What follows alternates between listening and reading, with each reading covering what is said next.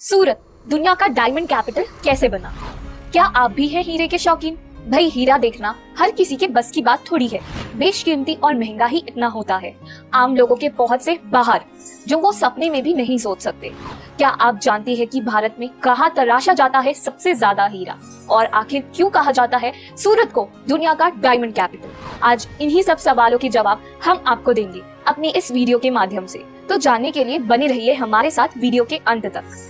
अगर हम बात करें आभूषणों की, तो भले ही सोने का इस्तेमाल भारत में ज्यादा किया जाता हो, लेकिन सबसे बड़ा और महंगा आभूषण तो हीरे को ही माना जाता है। लेकिन ये भी सच है कि हीरे से ज्यादा बेशकीमती और कुछ नहीं है, इसलिए हीरे को खरीदना हर किसी के बस की बात नहीं होती। भाई अब हर कोई नीता अंबानी थोड़ी ही है जिसके फोन में हीरा लगा हो। चलिए आगे बढ़ते हैं। क्या आप जानते हैं कि भारत को हीरे की खान क्यों कहा जाता है? दरअसल दुनिया भर में अगर 100% हीरा है, तो उसमें से 90% हीरे भारत से एक्सपोर्ट किए जाते हैं। और ऐसा इसलिए है क्योंकि भारत में पाए जाने वाले उन 90% हीरों में से 99% हीरे सिर्फ एक ही शहर सूरत में तराशे जाते हैं। दोस्तों, अगर आज पूरी दुनिया में कहीं भी हीरे की बात हो रही हो और वहाँ पर सूरत का नाम ना आए, ऐसा कभी हो नहीं सकता।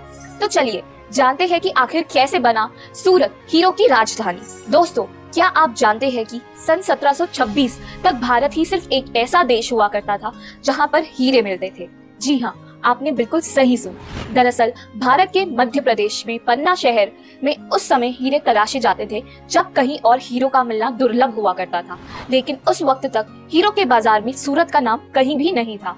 उस समय सूरत का योगदान सिर्फ इंपोर्ट, एक्सपोर्ट और टेक्सटाइल के कामों में था। तो आखिर ऐसा क्या हुआ कि सूरत हीरे की राजधानी बन गया? दोस्तों, आज से कई साल पहले ये बात दुनिया में किसी को भी पता नहीं थी कि हीरे कैसे तराशे जाते हैं, और यही एक वजह थी कि हीरे की कीमत का भी किसी को अंदाजा ही नहीं था। लेकिन सन 1800 तक कई बाहर के देशों में हीरे मिलने शुरू हो गए थे, जैसे कि Australia, China, Brazil, south Africa, Tanzania. और दोस्तों, उस समय इन देशों में बहुत बड़ी मात्रा में हीरे तराशने का काम शुरू हो गया था, और यही एक वजह थी कि वहाँ के बाजारों में बहुत ज्यादा मात्रा में हीरे आने लगे।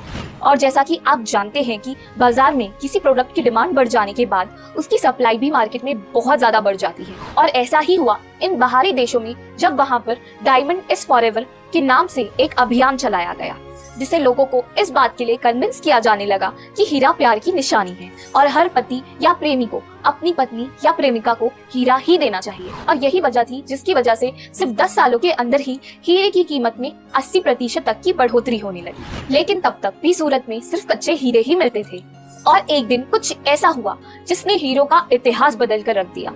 सूरत के और नवसारी के कुछ परिवारों ने हीरो में अपना रोजगार खोज निकाला। उस समय सूरत में हीरो की कटाई करने वाले कुछ बेहतरीन कारीगर मौजूद थे, जिन्हें जेमस्टोन काटने का अच्छा खासा अनुभव था। तो वहीं यूरोप और अमेरिका के साथ कपड़ों के बिजनेस को लेकर ज्यादातर कपड़े सूरत से ही एक्सपोर्ट हुआ करते थे, जिसकी वजह से भारत के कुछ रिश्ते पहले से ही इन देशों से काफी अच्छे थे। कुछ ही समय में सूरत ने पन्ना से मिले गए हीरो को सूरत में तराश कर बाहर के देशों में एक्सपोर्ट करना शुरू कर दिया।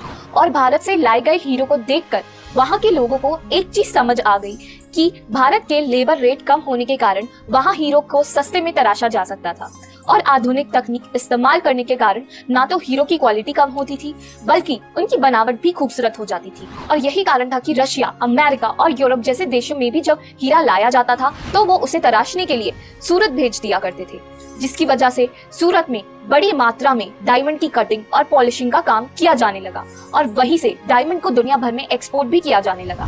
वक्त के साथ बदलाव आए और यहाँ के लोगों ने मॉडर्न टेक्निक्स के साथ काम करना शुरू कर दिया, और लेबर तो भारत में पहले से ही सस्ते में मिल जाया करते थे, जिसकी वजह से एक वक्त ऐसा भी आया जब सूरत में बहुत बड़े बड़े डायमंड हाउस बनने लगे, और इसी के साथ सूरत बन गया भारत का डायमंड कैपिटल। दोस्तों, हमने हीरो के बारे में तो जान लिया, लेकिन अभी तो आपको इसके बारे में और भी कुछ रोचक बातें बतानी है। क्या आप जानते हैं कि हीरा 100% कार्बन से बना होता है? जी हाँ, आपने बिल्कुल सही सुना। और इसलिए अगर हीरे को 763 डिग्री सेल्सियस तक ओवन में रख कर गर्म किया जाए तो ये कार्बन डाइऑक्साइड बनकर उड़ जाएगा और आपको इसकी राख तक नहीं मिलेगी। तो वहीं रोमन के लोग इन बेशकीमती हीरो को भगवान के आंसू कहा करते थे। और आप जानकर हैरान रह जाएंगे कि बहुत से लोगों का तो ये भी मानना है कि हीरे की खोज आज से 4000 साल पहले भारत के गोलकोंडा क्षेत्र में हुई थी, जहां नदी के किनारे रेत में लोगों को एक चमकदार चीज मिली थी जिसे आज हीरा कहा जाता है। दोस्तों, हीरा अपने आप में ही इतना लाजवाब होता है कि उसे पहचानना बहुत ज्यादा मुश्किल वाला काम नहीं है। हम जब भी कभी जेवर खरीदते हैं तो उनमें कई तरह के नग लगे हुए होते हैं, लेकिन अगर उनके बीच में एक भी हीरा हो तो उसे आसानी से उसकी पहचान की जा सकती है, क्योंकि हीरे की चमक के आगे बाकी सारे नगों की चमक फीकी पड़ जाती है। और हीरे की डिमांड के कारण पूरी दुनिया में हीरा तराशने का काम बहुत बड़ी मात्रा में किया जाता है। और अब तो खैर दुनिया में हर जगह हीरे मिलने लगे हैं, तो इसकी कीमत में भी काफी कमी आई है। लेकिन क्या आप जानते हैं कि जिस हीरे के पीछे आज हर कोई पागल है, वो हीरे कितनी तरह के होते हैं? यकीनन आप नहीं जानेंगे, तो चलिए हम बता देते हैं। दरअसल सही मायने में देखा जाए तो हीरे सिर्फ 3 प्रकार के होते हैं, जैसे कि जेम हीरा, पीला हीरा और औद्योगिक हीरा। लेकिन हैरानी की बात तो ये है कि अब के समय में बाजारों में आपको कुल 6 तरह के हीरे देखने को मिलेंगे, जिनमें शामिल है सफेद, नीला सफेद, गहरा केप, हल्का भूरा और गहरा भूरा। और इसकी सबसे खास बात यह है कि हीरे के टुकड़े को सिर्फ और सिर्फ 22 कोनों तक ही तराशा जाता है। वैसे ये बात भी बहुत कम लोग जानते हैं कि मुंबई के हीरा बाजार को दुनिया का सबसे बड़ा हीरा बाजार माना जाता है, और ऐसा इसलिए है क्योंकि ये लगभग 20 एकड़ में फैला हुआ है। दोस्तों, अगर हीरे की बात हो रही है तो हम कोहिनूर को कैसे भूल सकते हैं।